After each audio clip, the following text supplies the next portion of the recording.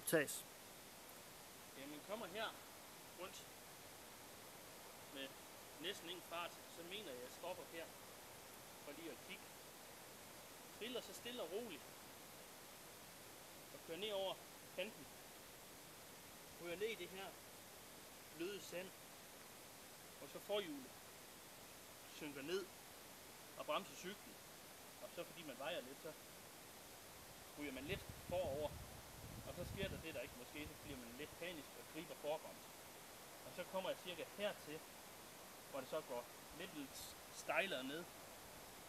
Og så bliver tyngdepunktet, hvad man siger, så skævt.